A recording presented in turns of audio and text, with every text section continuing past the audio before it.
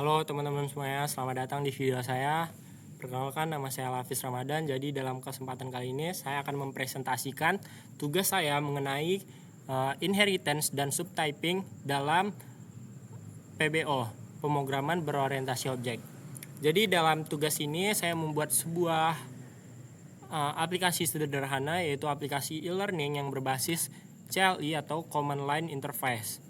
Jadi aplikasi ini adalah sebuah aplikasi manajemen pembelajaran yang memungkinkan dosen mengelola materi dan tugas serta mahasiswa mengakses dan mengumpulkan tugas secara digital. Dalam aplikasi ini ada dua peran, yaitu lecturer atau dosen serta student atau mahasiswa.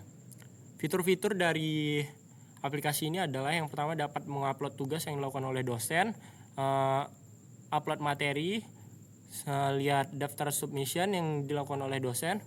Terus untuk fitur yang dimiliki mahasiswa ada lihat materi, lihat tugas, dan submit tugas dengan pencegahan duplikat. Terdapat beberapa kelas dan metode dalam aplikasi ini. Kelas pertama yaitu kelas user yang bersifat sebagai parent class. Jadi kelas user ini memiliki atribut username dan role. Kelas user juga memiliki metode seperti login, display menu. Jadi kelas ini adalah kelas induk untuk mengelola identitas pengguna dalam sistem nantinya.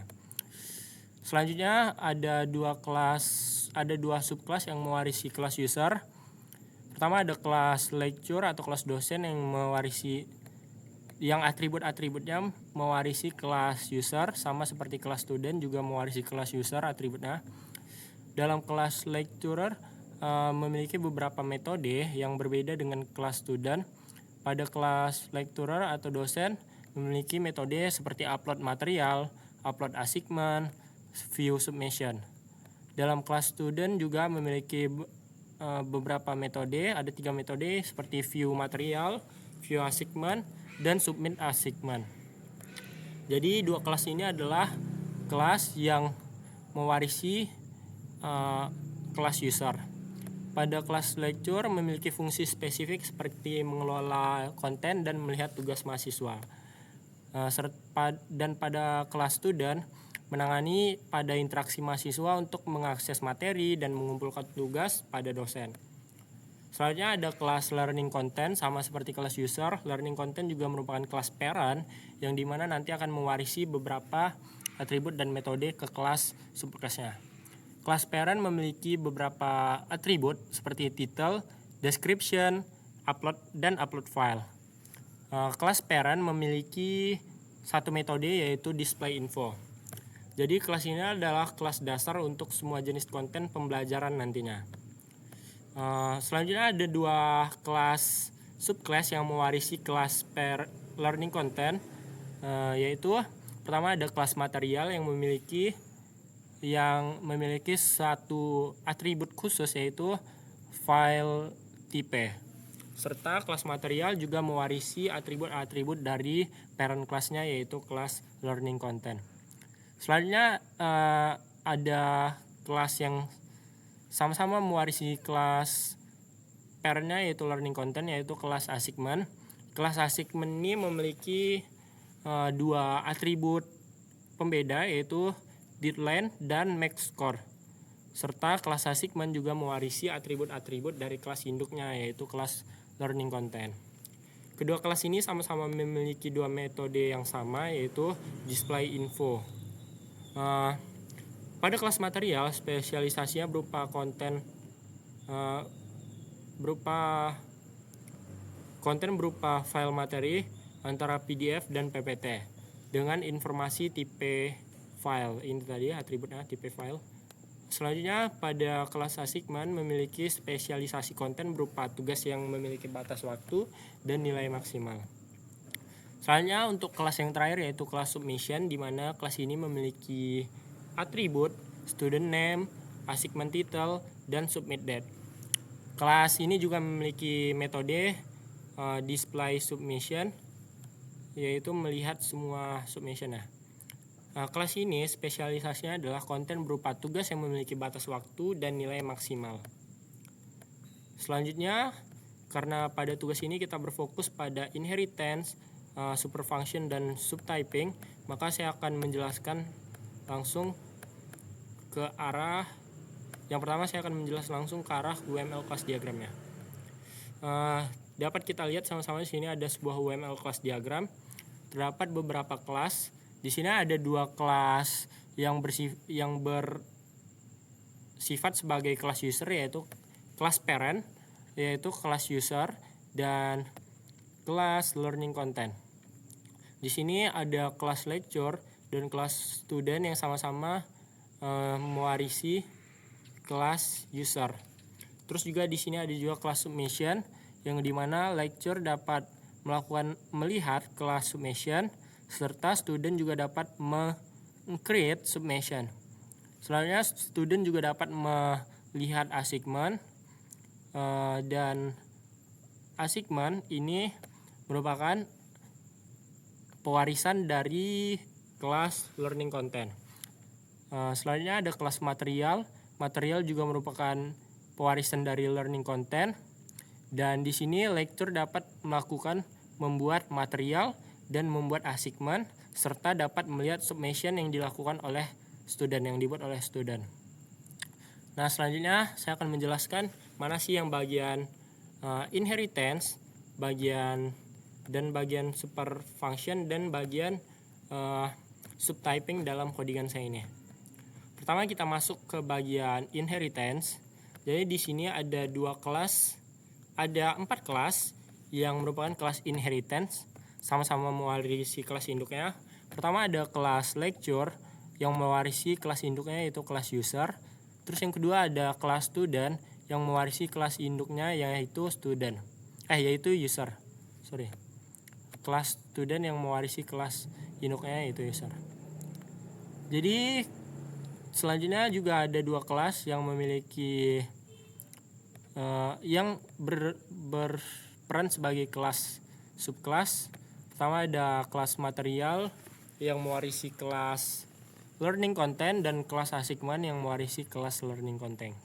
Jadi implementasi inheritance dalam codingan ini adalah, jadi inheritance memungkinkan sebuah kelas anak mewarisi semua atribut dan metode dari kelas induknya tanpa menulis ulang. Jadi dalam hal ini 2 kelas induknya, yaitu kelas user dan kelas lecture. Kelas user dan kelas learning content. Dalam proyek ini ada 2 pohon pewarisan. Yang pertama yaitu user tadi yang berperan sebagai kelas induk. Kelas user ini memiliki 2 subkelas, lecturer dan student.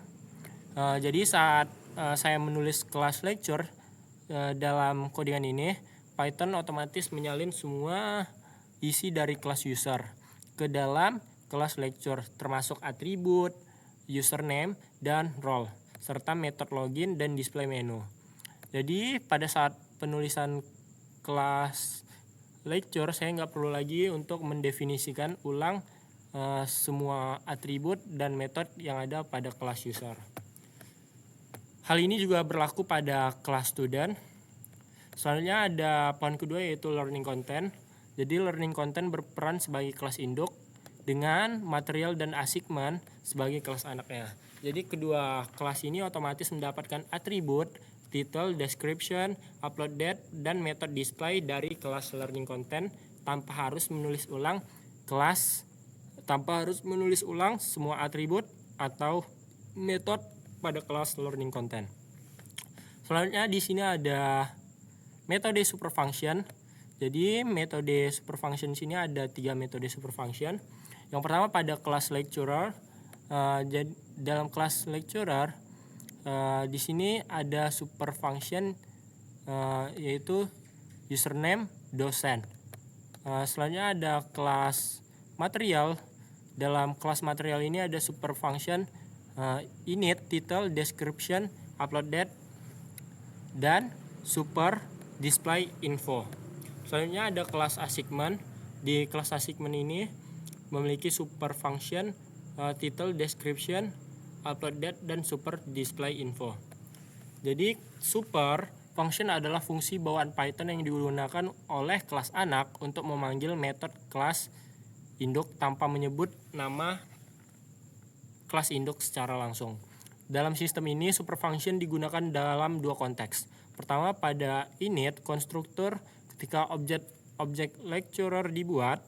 Di sini Python masuk ke lecturer init, lalu baris super function init username dosen mendeklarasikan pengisian atribut self username dan self role ke user init. Hal yang sama berlaku pada student material dan assignment. Masing-masing memanggil super init untuk menginisialisasi atribut dan mewarisi yang diwarisi dari kelas induknya. Kedua, di dalam metode displayInfo, kelas material dan kelas assignment mengoverride metode displayInfo dari learning content, namun tetap memanggil super function displayInfo di dalamnya agar informasi dasar seperti judul, deskripsi, tanggal upload tetap dicetak. Setelah itu, masing-masing kelas menambahkan informasi spesifiknya sendiri, seperti kelas material yang menambahkan jenis file antara PDF dan PPT, sedangkan kelas assignment menambahkan deadline dan nilai maksimum. Jadi dengan pola ini, kode induk nggak perlu ditulis ulang untuk tetap mendapatkan akses yang diperluas oleh kelas anaknya. Nah, ini dia yang terakhir, yaitu metode subtyping. Dalam metode ini ada 3 penerapan subtyping. Yang pertama pada from user, import user, kelas lecture dan kelas student. Di sini ada subtyping. Selanjutnya ada kelas selanjutnya ada di kelas material dan assignment. Di sini juga terdapat subtyping, dan selanjutnya di sini ada lecturer dan lecturer login dan student, sebuah metode.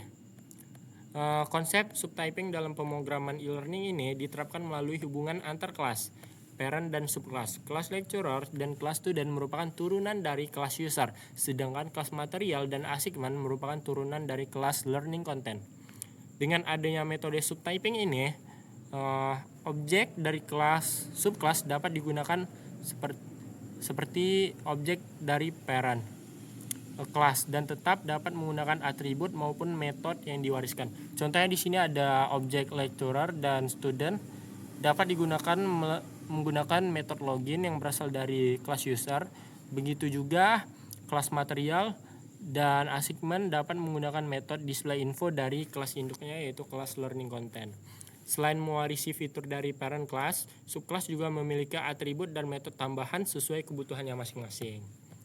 Penerapan subkelas membuat program lebih fleksibel terstruktur dan mudah dikembangkan, dan mengurangi duplikasi kode karena subkelas dapat memanfaatkan kembali fungsi yang sudah ada pada parent class tanpa harus mengetik ulang kode yang sama.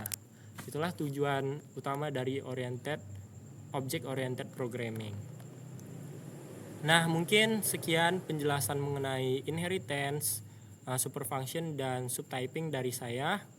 Mohon maaf apabila ada kesalahan dalam presentasi. Saya akhiri dengan Assalamualaikum warahmatullahi wabarakatuh.